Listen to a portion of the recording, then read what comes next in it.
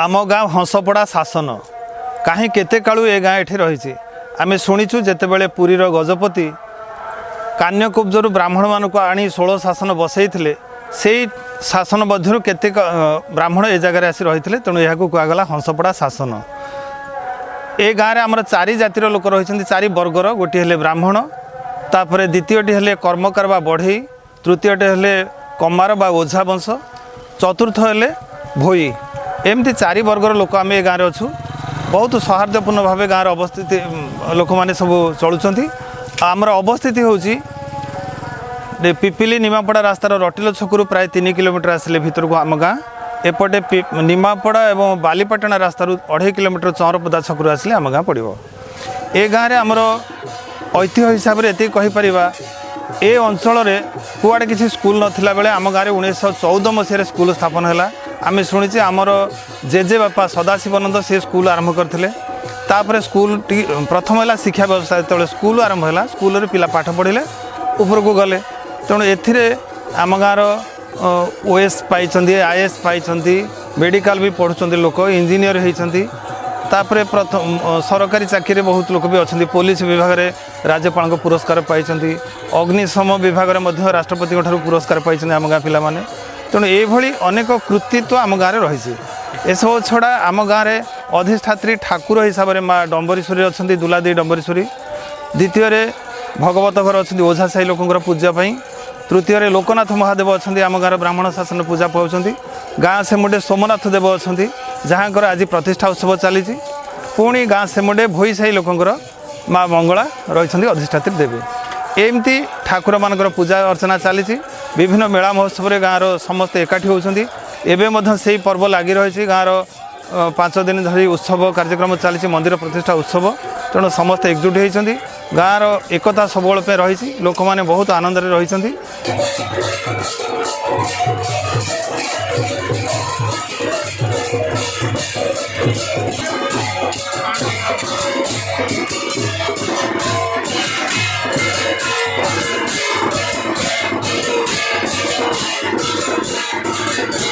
ओम श्री गुरुभ्यो नमः हरि ओम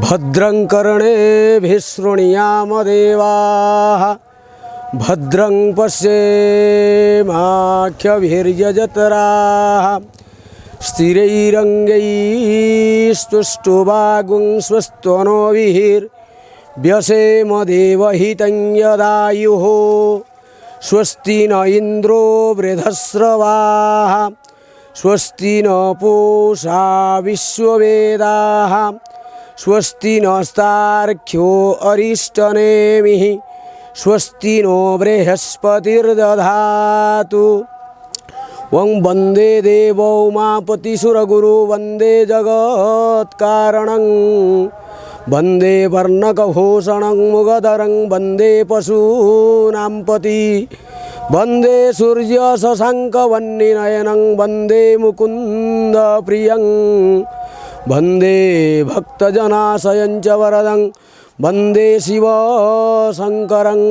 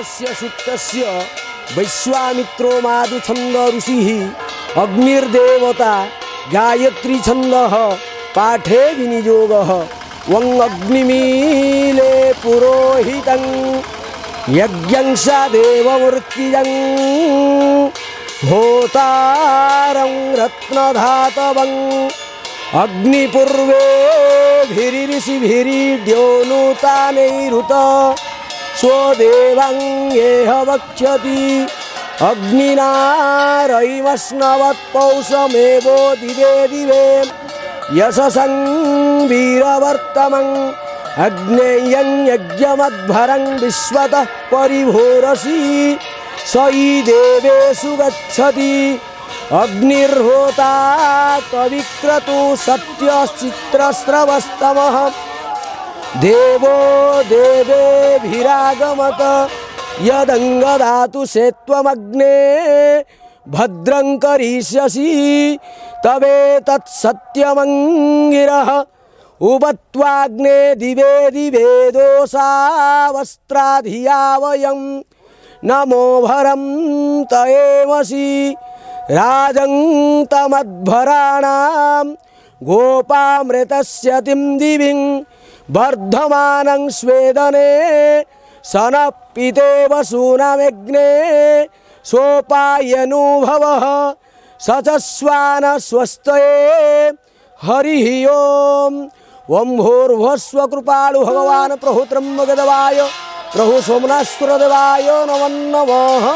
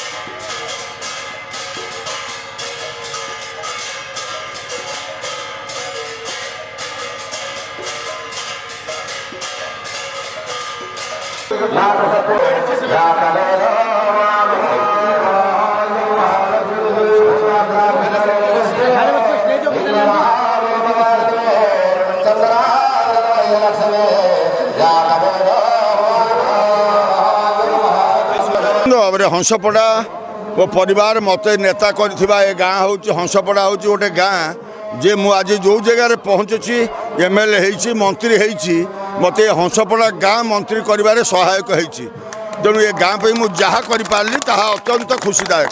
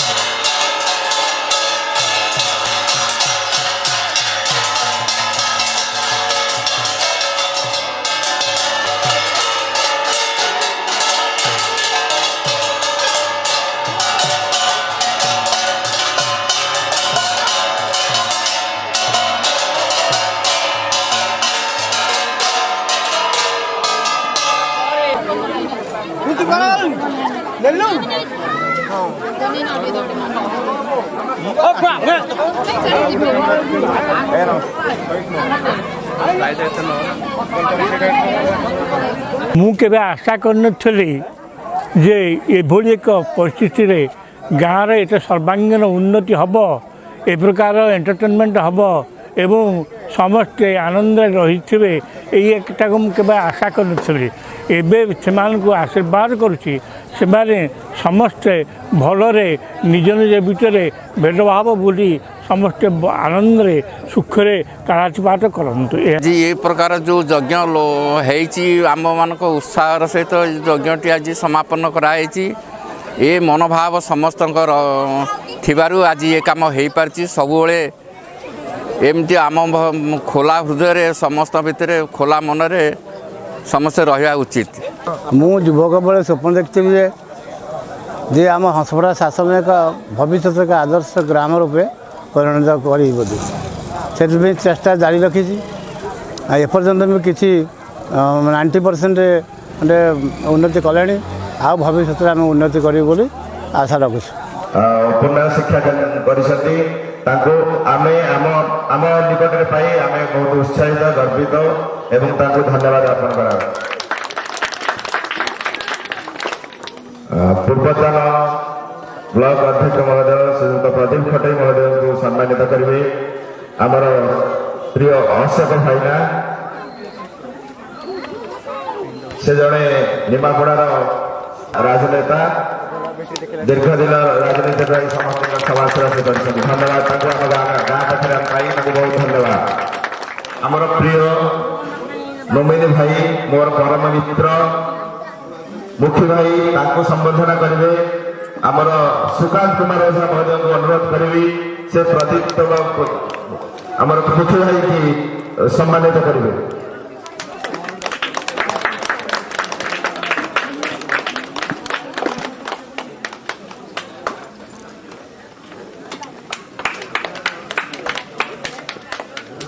ଉଣେଇଶହ 96 ମସିହାରେ ଶ୍ରୀଯୁକ୍ତ ବୈଶୀଧରଙ୍କ ସହଯୋଗରେ ଏହି ମନ୍ଦିର ପ୍ରତିଷ୍ଠା କରାଯାଇଥିଲା। କିନ୍ତୁ ଦୀର୍ଘ 25 ବର୍ଷ ମଧ୍ୟରେ ଆମ ମନ୍ଦିର ପ୍ରତିଷ୍ଠା ହୋଇପାରିନଥିଲା, ତିଆରି ହୋଇଥିଲେ ମଧ୍ୟ ପ୍ରତିଷ୍ଠା ହୋଇପାରିନଥିଲା। ହୁଏତ ଆମମାନଙ୍କର ସୌଭାଗ୍ୟ ଆମେ ଆଜି ସେ ସୁଯୋଗ ପାଇଛୁ ଯେ ଆଜି ଏ ମନ୍ଦିର ପ୍ରତିଷ୍ଠା ଆମମାନେ ଆମ କରକର୍ମରେ ଆମେ ପାଳନ କରୁଛୁ। କରତାଳରେ ସମସ୍ତେ ଉତ୍ସାହ କରନ୍ତି। ଆଜି ଆମେ ଗର୍ବିତ ଆମ ଗ୍ରାମର ବୟୋଜ୍ୟେଷ୍ଠ ବ୍ୟକ୍ତିତ୍ୱ ଶ୍ରୀ ଭଗବାନ ଦାସ ମହୋଦୟଙ୍କୁ ଆମେ ସମ୍ମାନିତ କଲୁ। ଆମ ଗାଁ ଶିକ୍ଷକ ଶ୍ରୀଯୁକ୍ତ ଭଗବାନ ମହୋଦୟଙ୍କୁ କରତାଳି ଦେଇ ସମସ୍ତେ ସମ୍ବୋଧନ କରନ୍ତୁ। ଜୟ ଜଗନ୍ନାଥ।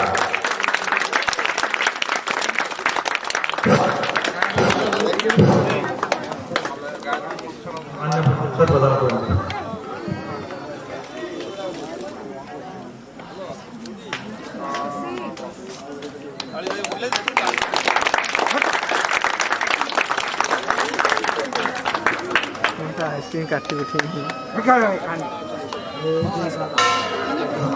ଏବେ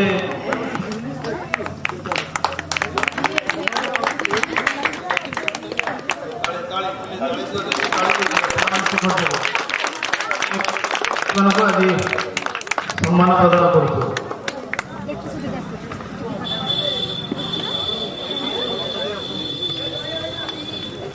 ଆମ ଗାଁର ପ୍ରଥମ ମିଲିଟାରୀ ସର୍ଭିସରେ ଯେ ପ୍ରବେଶ କରିଥିଲେ ଶ୍ରୀ ଅଲେଖ ଓଝା, ସେ ମହାଶୟଙ୍କୁ ଡାକିଲି। ତାଙ୍କୁ ଆମେ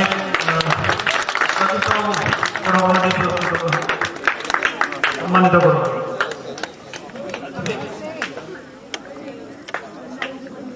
ତାଳି ଦେବା। ଆମ ଗାଁର ପ୍ରଥମ ମିଲିଟାରୀ ସର୍ଭିସରେ କାହିଁ ବିହାର ରେଜିମେଣ୍ଟରେ କାମ କରୁଥିଲେ, ତାକୁ ଆମେ ଆଜିର ଦିନରେ ସମ୍ବର୍ଦ୍ଧିତ କରୁ।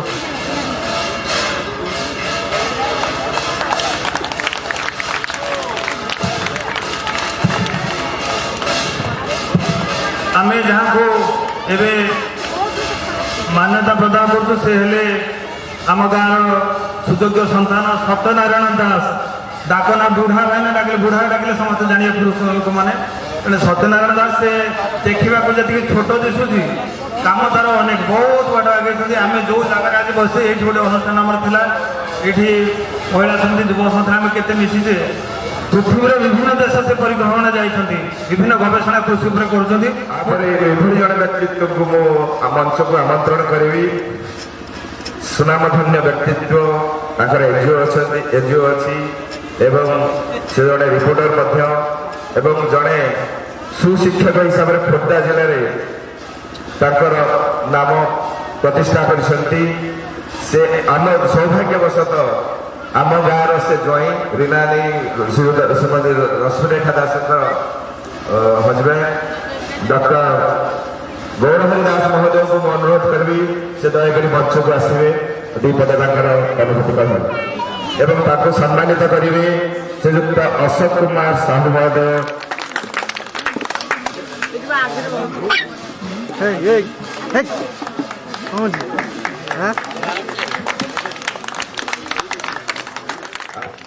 ବର୍ତ୍ତମାନ ଆମର ଆଉ ଜଣେ ନୂଆ ଅତିଥି ଆସି ପହଞ୍ଚିଛନ୍ତି। ତାଙ୍କ ବିଷୟରେ କହିବା ମୋର ବାହୁଲ୍ୟ ହେବ ଏହା ଯେ ନିମାପଡ଼ା ନୁହେଁ ପୁରୀ ଜିଲ୍ଲାରେ ପଦାର୍ଥ ବିଜ୍ଞାନରେ ଯଦି ଗୋଟିଏ ଅଧ୍ୟାପକଙ୍କ ନାଁ କୁହାଯାଏ ସେ ହେଉଛନ୍ତି ନିମାପଡ଼ା ଅଞ୍ଚଳର ଏବଂ ହଂସପଡ଼ା ଗ୍ରାମର ଆମର ଏଇ ଗ୍ରାମ ନିକଟର ହଂସପଡ଼ା ଗ୍ରାମର ଶ୍ରୀଯୁକ୍ତ ଅନନ୍ତରାମ ପଣ୍ଡା ମହୋଦୟଙ୍କୁ ମୁଁ ଅନୁରୋଧ କରିବି ସେ ମଞ୍ଚ ଉପରୁ ଆସିବେ ତାଙ୍କୁ ସମ୍ମାନିତ କରିବେ ସେନାପତି ଭାଇନା।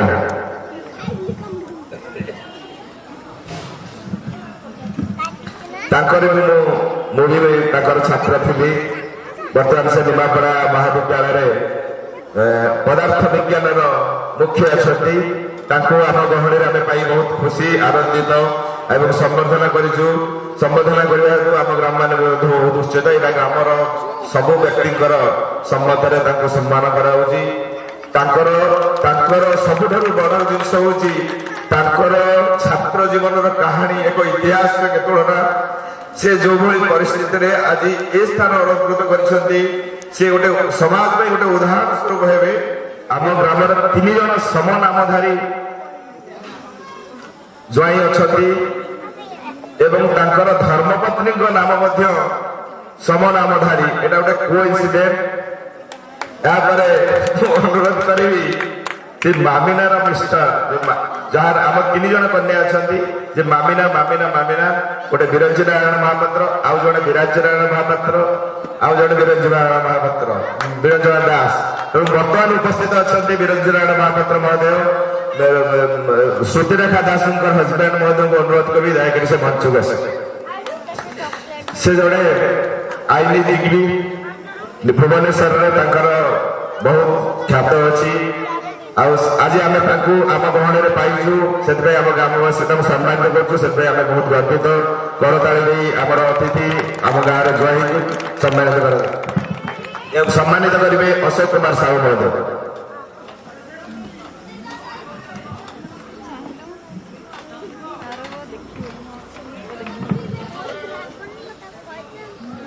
ଆମ ଗ୍ରାମର ଜଣେ ଏମିତି ବ୍ୟକ୍ତିତ୍ୱ ପାଣ୍ଡିତ୍ୟରେ ତାଙ୍କର ଅଗାଧ ଜ୍ଞାନ ପଣ୍ଡିତ ତାଙ୍କୁ ସମସ୍ତେ ଦିବାଗୋଗୀ ବୋଲି ସମସ୍ତେ ଗାଁରେ ସମସ୍ତେ ଦିବାଗୋଗୀ ବୋଲି ଡାକନ୍ତି। ସେ ଏଭଳି ଗୋଟେ ବ୍ୟକ୍ତିତ୍ୱ ସବୁବେଳେ ପାଇଁ ଠାକୁର ପ୍ରତି ଗ୍ରାମ ପ୍ରତି ଏବଂ ଭଜନ ପ୍ରତି ତାଙ୍କର ଯେଉଁ ନିଷ୍ଠା ଏ ଦୀର୍ଘ 80 ବର୍ଷ ବୟସରେ ମଧ୍ୟ ସେ ଗତକାଲି ଆମ ପାଖରେ ରହି ଭଜନ ପରିବେଷଣ କରିଛନ୍ତି। ସେ ଆମର ପ୍ରେରଣାଦାତା। ଆଜି ଆମେ ତାଙ୍କୁ ଆମ ଗହଣରେ ପାଇ ସମ୍ମାନିତ କରିବାକୁ ଯାଉଛୁ। ଏଥିପାଇଁ ଆମ ଗ୍ରାମବାସୀମାନେ ବହୁତ ଗର୍ବିତ। ତେଣୁ ମୁଁ ଦିବାକର ମଉସାଙ୍କୁ ଅନୁରୋଧ କରିବି ଦୟାକରି ସେ ମଞ୍ଚକୁ ଆସିବେ ଏବଂ ତାଙ୍କୁ ସମ୍ମାନିତ କରିବେ ମୋର ଗୁରୁ ଅନନ୍ତରାମ ପଣ୍ଡା ମହୋଦୟ।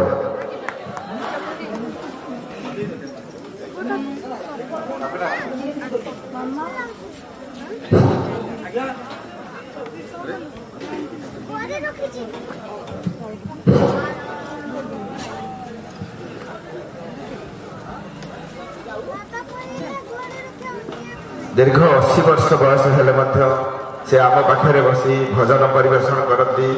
ସେ ଆମର ଅନୁପ୍ରେରଣାଦାତା। ଆମେ ତାଙ୍କ ଦ୍ୱାରା ବହୁତ ଅନୁପ୍ରାଣିତ। ହୁଏତ ଆମେ ତାଙ୍କ ବୟସରେ ଆମେ କ'ଣ ହେଉଥିବା କହିପାରିବାନି, କିନ୍ତୁ ତାଙ୍କର ଏଇ ଯେଉଁ ଆଧ୍ୟାତ୍ମିକ ଚିନ୍ତାଧାରା ଏବଂ ସମସ୍ତଙ୍କୁ ଭଲ ପାଇବା ଏବଂ ଗ୍ରାମ ପ୍ରତି ତାଙ୍କର ନିଷ୍ଠା ଆମ ପାଇଁ ସବୁବେଳେ ପ୍ରେରଣାର ଉତ୍ସ ହେବ। ଆମ ଅଞ୍ଚଳର ଜଣେ ସୁସଂଗଠକ ଏବଂ ଅଭିଭାବକ ଚଅରପଦା ପଞ୍ଚାୟତର ଜଣେ ସୁସଂଗଠକ ଥିଲେ। ବିଜେପି ଦଳର ନେତା ସେ ମାନପ୍ରଧାନ ମହୋଦୟଙ୍କୁ ଅନୁରୋଧ କରିବେ ସେ ଦୟାକରି ମଞ୍ଚ ଉପରକୁ ଆସିବେ। ଶ୍ରୀଯୁକ୍ତ ମାନପ୍ରଧାନ ମହୋଦୟ।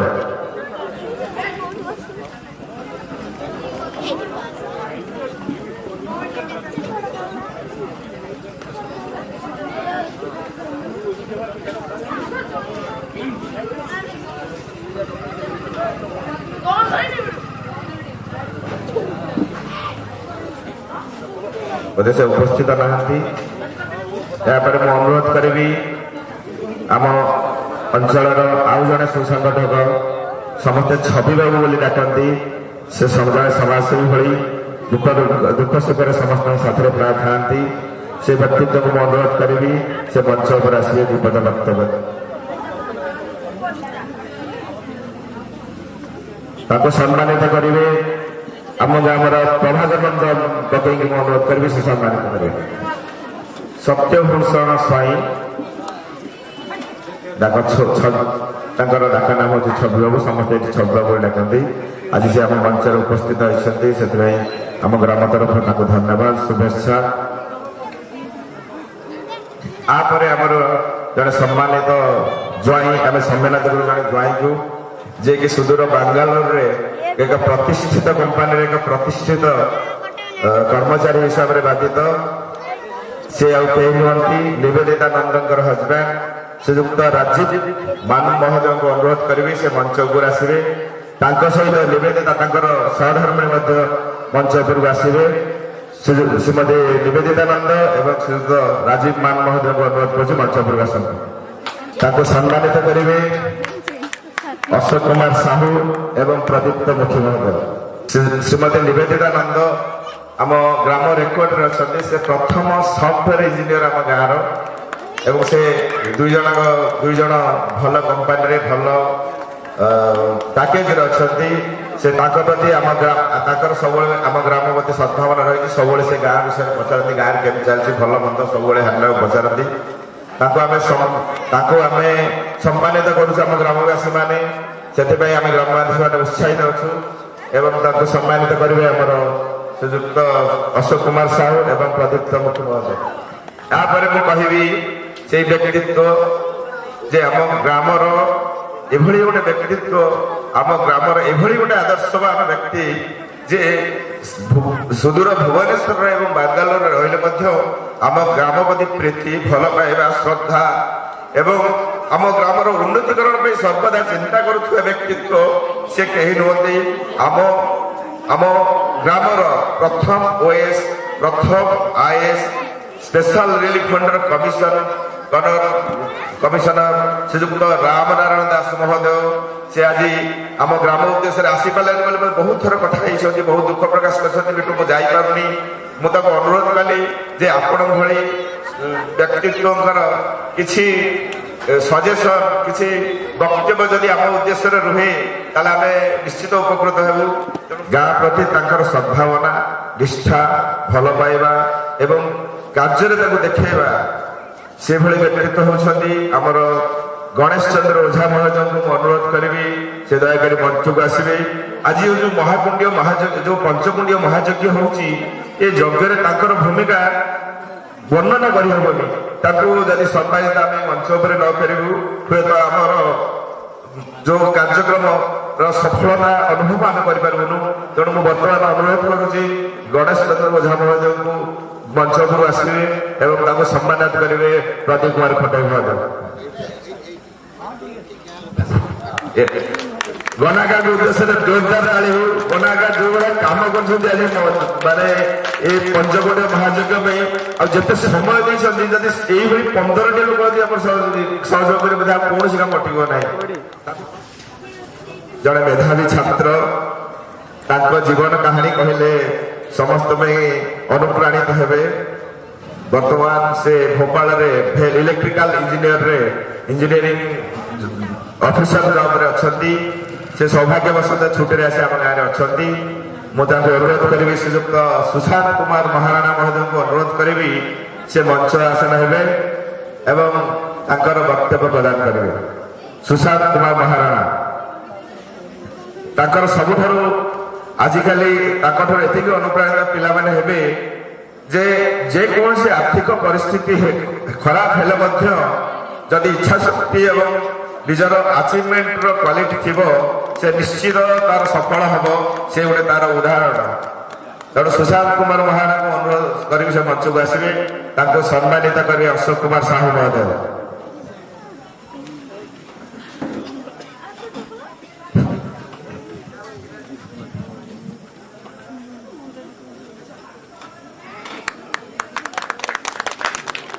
ନିମାପଡ଼ା ଅଞ୍ଚଳରେ ଖ୍ୟାତ ଶିକ୍ଷକ, ରସାୟନ ବିଜ୍ଞାନରେ ସ୍ନାତକ, ଆମ ଗ୍ରାମର ପ୍ରଥମ ସ୍ନାତକ ଏବଂ ବିଇଡ଼ିରେ ପ୍ରଥମ 10 ଜଣ ଭିତରେ ୟୁନିଭର୍ସିଟିରେ ତୃତୀୟ ସ୍ଥାନ ଅଧିକାର କରିଥିବା ବ୍ୟକ୍ତିତ୍ୱ ଏବଂ ନିମାପଡ଼ା ଅଞ୍ଚଳରେ जदि कौन व्यक्ति डाक्तरी क्वालिफाई करती डॉक्टर क्वालिफाई करती से व्यक्ति निश्चित से व्यक्तित्व से शिक्षा छात्र अटंती से कहीं नुहे आम ग्रामर बड़ भाई से दिलीप कुमार ओझा महोदय को अनुरोध करी से मंच उपरକୁ ଆସିବେ दिलीप कुमार ओझा महोदय को अनुरोध करी दयाकर से मंच उपरକୁ ଆସିବେ आगधाड़ी व्यक्तित्व जार सबु सका उठी ठाकुर को प्रणाम कले से प्रथम कहती प्रभु ये गाँव समस्त मंगल हो एवं से समाज रिपोर्ट भोटर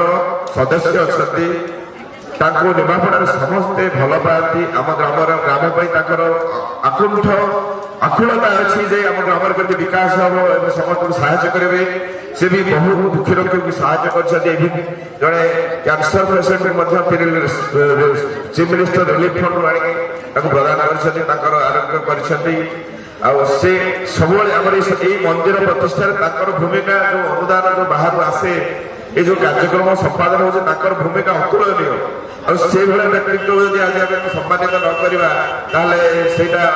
आम कार्यधारा किसी लाखुना रही तेणु से अनुरोध करुच्ची सी आम प्रिय भाईना अशोक आचार्य भाईना को संबोधन करेंगे वेणु भाईना दयाकोरी अशोक भाईना मंच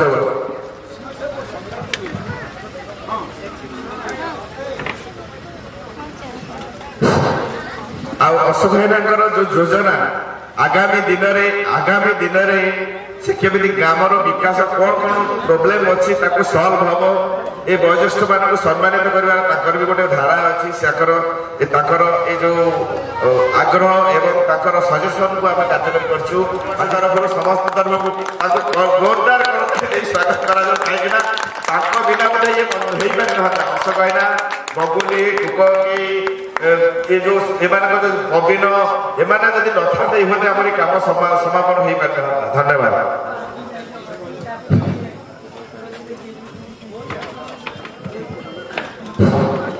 सबुठारु बड़ कथा आज ये जो सभा कार्यक्रम पंचकुंडिया महायज्ञ एवं सोमनाथ देव मंदिर प्रतिष्ठा होची जहाँ मंगल आम आगे जार आखि आगे रखी आम ये कार्यक्रम संगठित करुचे आज समापन करने जाऊे से जड़े एकाधार संगीतज्ञ एकाधार जड़े सेना कर्मचारी हेलिकॉप्टर डिपार्टमेंट एवं सबुठ बड़ गुण हूँ स्वच्छता आपण जो जगह देखिए से बर्तमान विद्युत विभाग कर्मचारी अच्छा जो जगह देखिए जो जगह से कर्मक्षेत्र कर देखिए प्रशंसा यदि आप शुणे से जगह को जी आपणकर छाती फुली उठ ग्राम हिसाब से सी आम कहीं नुहति सी आम ग्राम सभापति श्रीयुक्त अशोक कुमार ओझा अनुरोध कर मंच उपरକୁ आसवे सम्मानित करेंगे अशोक कुमार साहू आगे अशोक कुमार ओझा अशोक कुमार साहू ये उभय को सम्मानित कले आम गौरव खुशी कथा समस्त की धन्यवाद।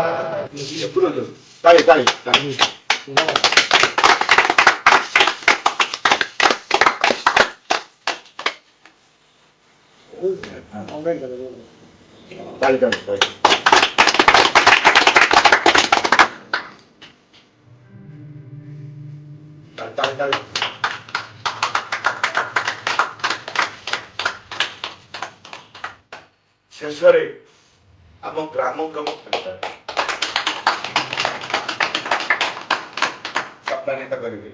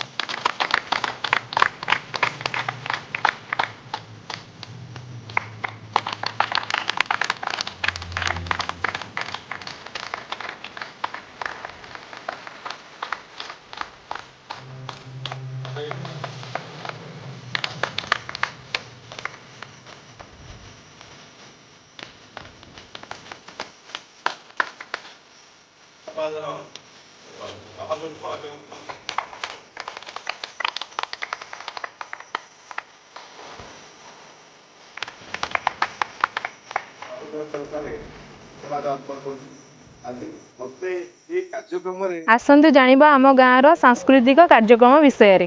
ସନ୍ଧ୍ୟା ଆସେ ମ୍ଳାନ ଗଧୂଳିରେ ବାହୁଡ଼ା ବଂଶୀ ବଜାଇ ଗୋରୁ ନେଇ ଫେରେ ଗୋଷ୍ଠ ରକ୍ଷକ ଆଶ୍ରମରୁ ଶୁଭେ ପ୍ରଥମ ସନ୍ଧ୍ୟାର ଶୁଭ ଆରତୀ ଶଙ୍ଖ ଘଣ୍ଟା ଶବ୍ଦ। ଏ ପଥକ୍ରାନ୍ତ ଶରୀରରେ ଆମେ ଆମର ବାଜି ଉଠେ ଆଖଡ଼ା ଘରର ଘଣ୍ଟା ଶବ୍ଦ। ସେଥିରେ ସମସ୍ତେ ଆମେ ଏକଜୁଟ ହୋଇଯାଉ। ଏଇ ଗାଁର ଅନେକ ଲୋକ ସୁକୁଟା ନିକୁଟା ବକଟା ଛୋଟା ଦୁଃଖିଆ ସୁଖିଆ ସରୁଆ ମୋଟା ସତ୍ୟା ମିଛୁଆ ଭାବନା ଖନା ହସୁଡ଼ା କାନ୍ଦୁରା ସଳଖା ଅନା ଭଗିଆ ରଘୁଆ ପୁନା ଚଟୁ ସୁବାସ ଗଣେଶ ଟଲ ଟୁଟୁ ଗାଲୁଆ ବଗୁଲି କିଶୋର ଗନି ବର୍ଜୁଆ ସଜୁଆ କାଚୁ ପବନି ଠିକନ ନେଙ୍ଗେଡ଼ି ଧେଙ୍ଗେଡ଼ି ସୁଞ୍ଚି ଗନ୍ଧିଆ ଧୁନ୍ଦିଆ ବଇଁଚି ବିଚି ଅଜୁ ବିଜୁ ସୁକା ଚନ୍ଦା ବଣି ଛାଟେଇ ବଟୁଆ ଜନ୍ଦା ଗଗଲ ବାଦଲ ତୋଫାନ ମିଟୁ ଗାଣ୍ଡୁଆ ତପନ ଗୋପିଆ ବୁଟୁ ସମସ୍ତେ ଏକଜୁଟ ହୋଇନ୍ତି ଆଖଡ଼ା ଘରେ। ଚାଲି ଉଠେ ଆମର ଆଖଡ଼ା।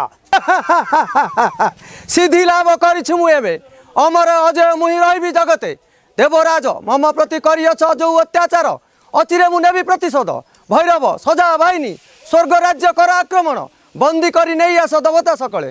ଆସନ୍ତୁ ଜାଣିବା ଆମ ଗାଁର କୃଷି ଓ କୃଷକମାନଙ୍କ ବିଷୟରେ। ଆସନ୍ତୁ ଜାଣିବା ଆମ ଗ୍ରାମ୍ୟ ଜୀବନ ଓ ଜୀବିକା ବିଷୟରେ। ଆସନ୍ତୁ ଜାଣିବା ଆମ ଗ୍ରାମର ସମସ୍ୟା ବିଷୟରେ। ଆସନ୍ତୁ ଜାଣିବା ଆମ ଗାଁର କଳା ଓ ସଂସ୍କୃତି ବିଷୟରେ।